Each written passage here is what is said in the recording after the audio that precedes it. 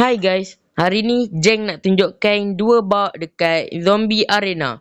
Sebenarnya banyak lagi bug dekat Zombie Arena ni.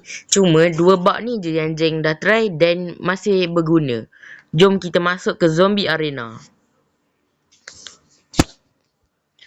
Tapi kalau korang nak buat bug ni, korang perlukan sabit. Sabit yang korang kena ada ini. Dan kalau korang dapat sabit, korang boleh dapatkan Galactic Event lagi 14 hari sebelum event tu habis. Jomlah kita masuk ke game dia. Ni mak orang. Kita kena main seorang guys. Nak lagi senang.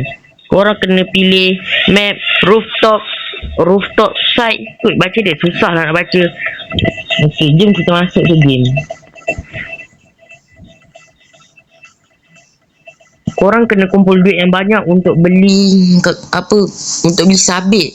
Lepas korang beli sabit baru boleh buat benda ni. Tapi ada satu bug yang korang boleh buat tanpa sabit. Sabar ya. Ini Jeng nak kumpul duit untuk beli sabit nanti.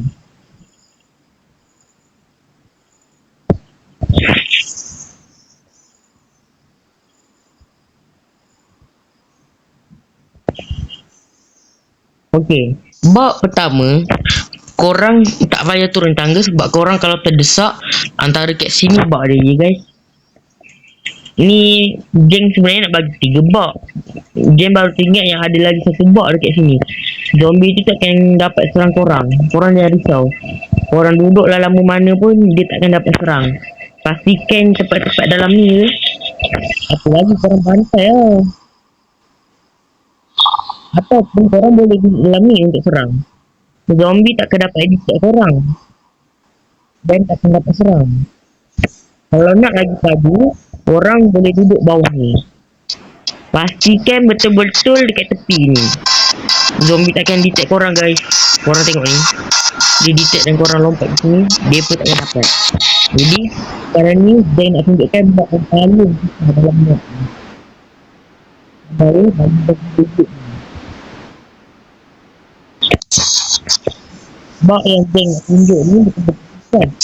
Sebab Jeng buat pun susah. Banyak kali praktis. Apa ya korang? Nak beli sabit mahal 2.5k.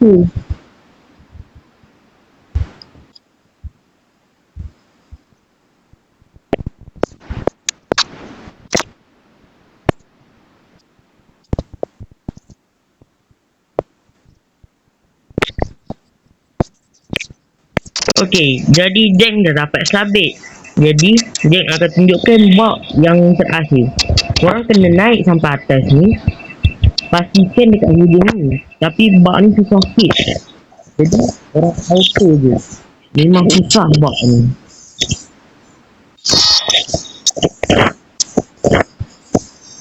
Aduh, susah lah guys.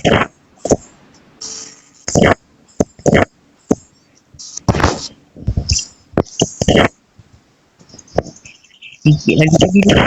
Okey, lepas korang dah ketuk-ketuk tu, korang dah masuk dalam ni. Betul-betul selamat lah aku cakap korang.